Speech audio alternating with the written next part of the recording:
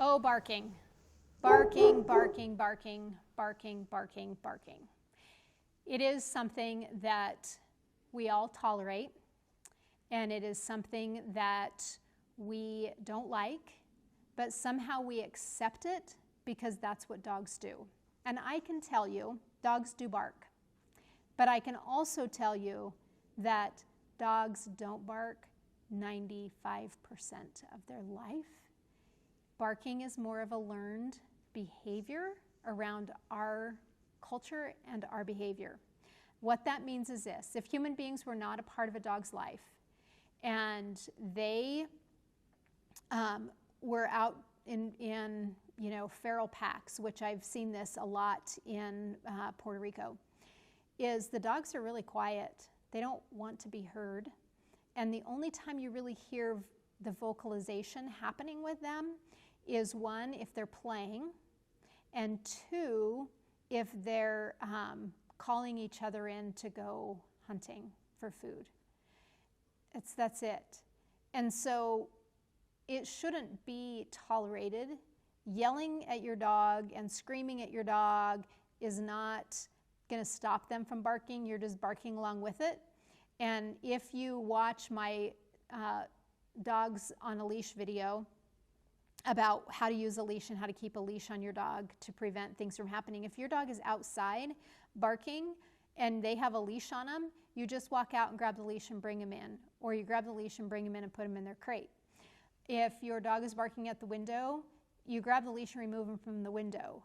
If that doesn't work and they're 3 times in a row, then the dog needs to be attached to you so they're not allowed to hang out at the window and bark. So we need to discipline for barking. It's a rude behavior, and barking at the front door is a learned behavior because we all get excited when somebody's at the door and we all run in and answer the door, and the dogs are excited, and this barking becomes a secondary thing, so then all of a sudden the barking becomes a thing.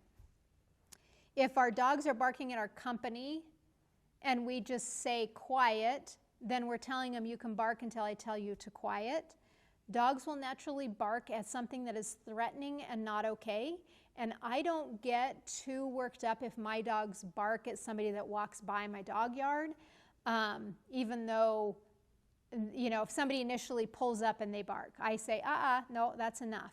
But if we've had company and somebody steps outside and they start barking, they get disciplined. And the discipline is something like, no. And if you've watched my down video, I give my dogs a down command. I turn them off. Down is a turn off. Turn them off. Stop barking. Shut it down. Knock it off. You can correct for barking in using bark collars if you talk to somebody and use them correctly, because I find that a lot of people leave them on too long because they've gotten to the point that they're so frustrated with the barking that it causes really bad sores on their dog's neck. And so you need to use the bark collars correctly. There's also some subsonic sounds that you can use on and off. You can also use a squirt bottle on stream and white vinegar to correct for barking. So that becomes, as soon as they bark, they get squirted. So you need to give some negative association to the bark. In the same scenario, in the same situation, if I correct my dog for barking at the door sometimes and don't, then they never know and they always will try it. If I don't discipline my dog when they're barking in the crate, they're always going to try it. And disciplining is hitting the top of that crate and tell them to hush, it's enough. Giving them not a command that you can bark until I tell you. There's other trainers that have some philosophy is teach your dog to speak, and then you can stop them from barking when they're barking. But we teach the speak command, so we're not going to teach them to speak when they're barking at the front window. It's kind of a backwards way of doing it. I've seen it work a handful of times. Could potentially work. But barking is one of those things like jumping that they need to be disciplined for it. And you should have people compliment you by saying, gosh, where's your dog? And your dog is right there with you. We have people all the time asking where our dogs are at because our dogs are quiet and just milling around and doing their own thing.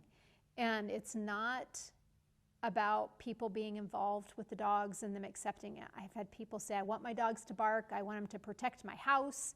then allow it, but then don't allow them barking at the window because somebody's walking by, because your dogs don't understand the difference.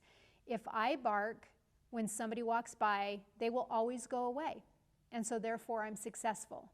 If I always bark at the UPS driver, then the UPS driver always goes away.